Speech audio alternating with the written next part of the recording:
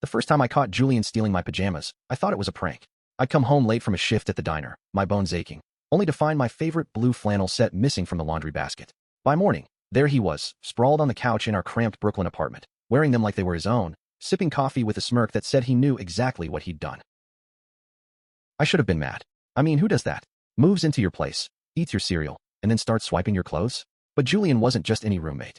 He was a whirlwind of charm and chaos, a 25-year-old graphic designer with dark curls that fell into his eyes and a laugh that could make you forget your own name.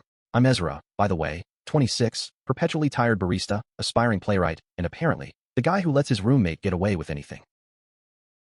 Our apartment on Nostrand Avenue was a shoebox, all exposed brick and creaky floors, with a view of a bodega and a slice of the Manhattan skyline, if you squinted. Julian had answered my Craigslist ad 6 months ago, fresh off a breakup, hauling in a duffel bag and a sketchbook full of dreams. He was broke, but magnetic, the kind of person who could talk his way into anything: a job, a free drink, my pajamas.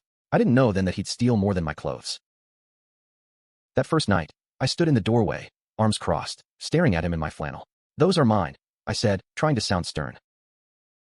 Julian grinned, stretching his arms like he was modeling. "They look better on me, don't they?" I rolled my eyes, but my stomach did this weird flip. He had a point. They did look good on him. Too good.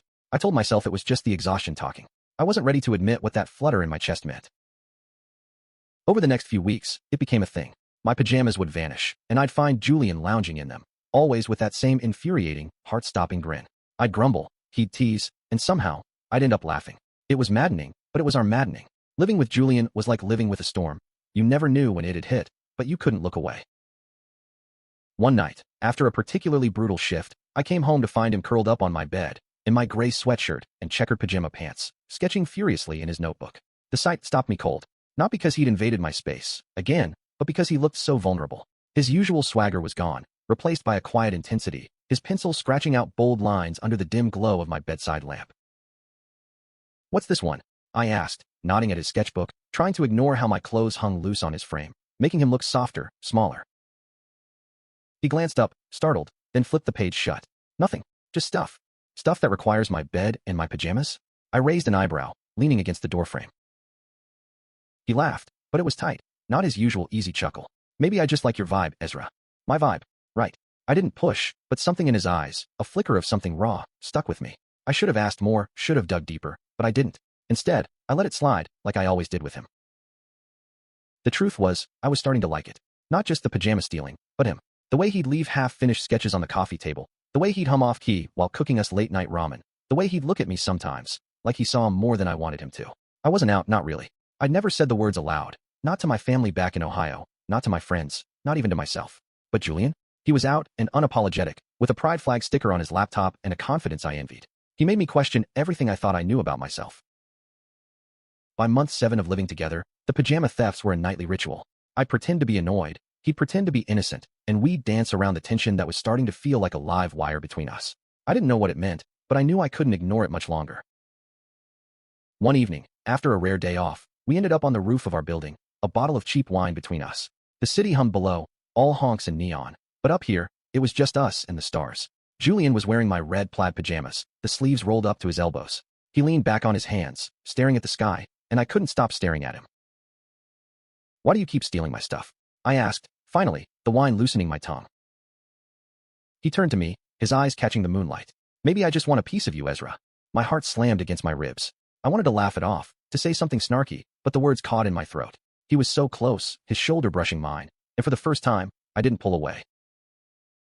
That was the night I realized I was in trouble. Big trouble. The rooftop became our unspoken sanctuary. After that night with the wine, Julian and I started sneaking up there more often, dragging a blanket and a Bluetooth speaker to play lo-fi beats while we talked about everything and nothing. He'd wear my pajamas, always mine, and I'd pretend it didn't make my pulse race. But it did. Every damn time. I wasn't ready to name what I felt. Growing up in a small Ohio town, I'd learned to keep certain thoughts locked away. My dad was a pastor, my mom a Sunday school teacher, and different wasn't a word they welcomed. I'd spent years convincing myself I was just confused, that I'd figure it out, meet the right girl, settle down. But Julian was rewriting that script, and I didn't know how to keep up. One night, about a month after the wine incident, he showed up at my bedroom door, holding my navy blue pajama top like a peace offering. "Truce," he said, his grin lopsided but his eyes nervous. I snorted, grabbing the shirt. "You're a thief, you know that? Only of the good stuff." he shot back, leaning against the doorframe. He was in his own clothes for once, a black hoodie and jeans, but I missed the sight of him in my flannel. It was a dangerous thought, one I shoved down fast. "Get out of my doorway, Julian," I said, but there was no heat in it. He lingered, his gaze lingering too, and I felt that wire between us spark again. The next day, I found a note tucked into my laptop. "Meet me on the roof. 10 p.m. or something warm." No signature, but it was his handwriting, all sharp angles and messy loops. My stomach did that flip again, and I spent the whole day distracted, burning toast at the diner and spilling coffee on my apron.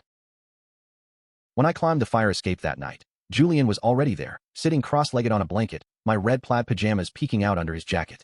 A small lantern glowed beside him, casting soft light on his face. He looked different, not just his usual chaotic charm, but something deeper, like he was carrying a weight he hadn't shared. "What's this about?" I asked, settling beside him, my knees brushing his. He didn't answer right away. Instead, he pulled out his sketchbook and handed it to me. "Look." I flipped it open, my breath catching. Page after page was filled with drawings of me. Me at the diner, me writing at our kitchen table, me laughing on the couch. In every one, I looked alive. Not the tired, guarded Ezra I saw in the mirror, but someone brighter, someone seen.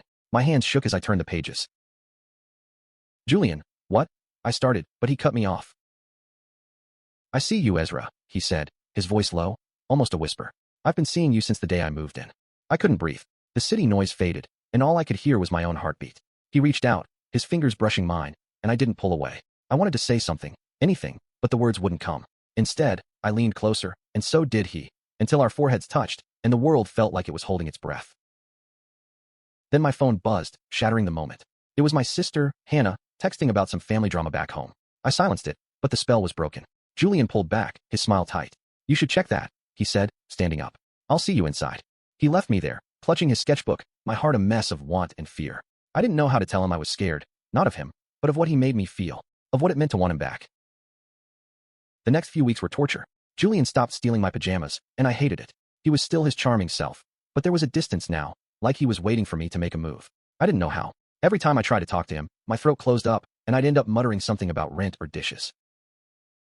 One night, I found him on the roof alone, sketching again. He didn't look up when I sat beside him. "You okay?" I asked, hating how small my voice sounded. He sighed, closing his sketchbook. "I don't know, Ezra. Are you?" I wanted to tell him everything. How I couldn't stop thinking about him. How his sketches had cracked something open inside me. How I was terrified of what came next. But all I managed was, "I'm trying." He looked at me then, his eyes searching mine. "Try harder," he said, and there was a challenge in his voice, but also a plea. I didn't know how to answer. Not yet. The distance between us grew, a silent ache that filled our apartment. Julian stopped wearing my pajamas altogether, and I missed the sight of him in them more than I'd ever admit. I'd catch him glancing at me, his eyes full of questions, but I was too cowardly to answer them. Instead, I buried myself in work, picking up extra shifts at the diner to avoid the tension at home. One rainy afternoon, I came back to find Julian packing a bag. My heart dropped. "What's going on?" I asked, my voice sharper than I meant. He didn't look up. "Got a freelance gig in Philly. I'll be gone a week." "A week?" I echoed, panic creeping in. "You didn't say anything." "Didn't think you'd care," he said, zipping his bag. His tone was casual, but there was an edge to it, like he was testing me.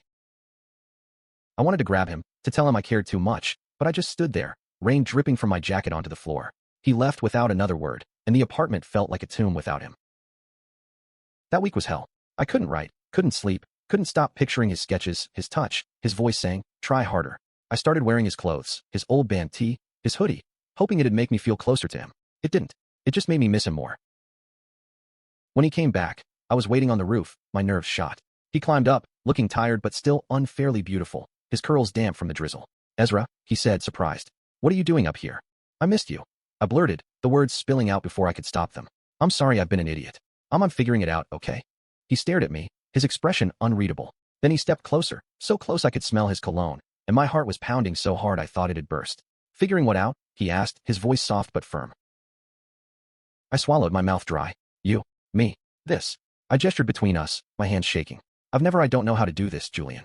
I wasn't raised to want this." His eyes softened, but he didn't let me off the hook. "Want what, Ezra?" I took a deep breath, the words clawing their way out. "You. I want you."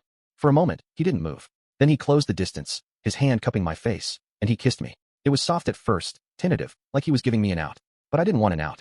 I kissed him back, hard, desperate, pouring everything I'd been holding back into it. The rain fell harder, soaking us, but I didn't care. All I could feel was him, his warmth, his breath, his heart beating against mine.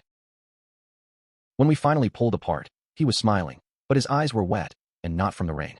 "You're gonna break my heart, aren't you?" he whispered. I shook my head, my voice hoarse. "I'm trying not to." We stood there, foreheads pressed together, the city a blur around us. I didn't know what came next, but for the first time, I wasn't running from it. The next few days were a whirlwind. We didn't talk about the kiss, but we didn't need to. It was in every glance, every brush of hands, every moment we spent together.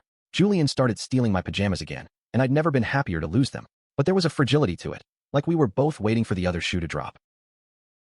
It did, of course. It always does. The shoe dropped on a Tuesday. I came home from the diner to find Julian on the couch, his phone in hand, his face pale. "What's wrong?" I asked, dropping my bag. He didn't look at me. "My ex. He's back in town." I froze. Julian had mentioned his ex, Marcus, in passing, a bad breakup, a guy who'd left him for someone else. I didn't know much, but I knew Julian hadn't been the same since. "What does he want?" I asked, trying to keep my voice steady. Julian sighed, running a hand through his curls. "He wants to talk. Says he made a mistake." My stomach twisted. "And you're gonna meet him?" He finally looked at me, his eyes conflicted. "I don't know, Ezra. I owe it to myself to hear him out, don't I?" I wanted to scream no, you don't, but I didn't. I nodded, swallowing the jealousy burning in my chest. "Do what you need to." He met Marcus the next day. I stayed home, pacing, trying not to imagine them together. When Julian came back, he was quiet, withdrawn, nothing like the vibrant guy who'd kissed me in the rain. "How'd it go?" I asked, hating how small I sounded. He shrugged, avoiding my eyes. "He wants to try again." I felt like I'd been punched. "And you?" "I don't know," he said, his voice breaking. "I loved him, Ezra, for a long time. But then there's you." The word "you" hung in the air, heavy with everything we hadn't said. I wanted to fight for him, to tell him Marcus didn't deserve him, but I was still figuring out how to be brave. "What do you want, Julian?" I asked instead. He looked at me, his eyes pleading. "I want to not hurt anymore." I didn't know how to fix that. I didn't know how to fix us. So I did the only thing I could think of. I pulled him into a hug, holding him tight, hoping it was enough. The next few weeks were a tightrope. Julian didn't mention Marcus again, but I could feel him pulling away, like he was trying to protect himself. I tried to be there, to be steady, but I was terrified. Every time he wore my pajamas, it felt like a lifeline, a reminder of what we'd started to build. One night, we ended up on the roof again, the air crisp with autumn. He was in my gray sweatshirt, his sketchbook open but untouched. "I'm scared, Ezra," he admitted, his voice barely audible. "I'm scared of picking the wrong person." I took his hand, my heart in my throat. "Then pick the one who sees you. The one who's here." He looked at me, his eyes searching, and for a moment, I thought he'd kiss me again. But he didn't. He just squeezed my hand and said, "I'm trying." I wasn't sure if he meant he was trying to choose me, or trying to let go of Marcus, or something else entirely. All I knew was that I was falling for him, hard, and it was tearing me apart. The breaking point came on a cold November night. Julian had been distant all week, and I couldn't take it anymore. I found him in the living room, wearing my blue flannel pajamas, staring at his phone. "We need to talk," I said, my voice shaking. He looked up, startled. "Ezra." "No," I cut him off. "I'm done tiptoeing. I'm in love with you, Julian." I've never said that to anyone, and it scares the hell out of me, but it's true. I don't know how to do this, but I know I don't want to lose you. His eyes widened, and for a moment, he didn't speak. Then he stood, crossing the room in 2 strides, and kissed me. It wasn't soft like the first time. It was fierce, desperate, like he was pouring his whole soul into it. I kissed him back, my hands tangled in his hair, and for a moment, everything felt right. But when we pulled apart, his face crumpled. "I can't," he whispered. "I'm so sorry, Ezra. I can't." My heart shattered. "Why?" "Marcus," he said, his voice breaking. "He's safe. I know him. I don't know if I'm ready for this, for us. I'm scared I'll ruin you." "You're already ruining me," I said, tears burning my eyes. "But I'd rather be ruined by you than anyone else." He shook his head, stepping back. "I need time." He left the next morning, his bag packed again, this time for good. He said he was staying with a friend, that he'd figure out the rent later. I didn't argue. I couldn't. I just watched him go, my blue flannel still on his back, and felt like I'd lost a piece of myself. The apartment was too quiet without him. I stopped writing, stopped going to the roof. I wore his hoodie, the one he'd left behind, and tried to hold onto the memory of him, but it wasn't enough. 2 months later, I got a package in the mail. Inside was my blue flannel, neatly folded, and a note in Julian's handwriting. "I'm sorry. I hope you find someone who deserves you." I didn't cry. I didn't have any tears left.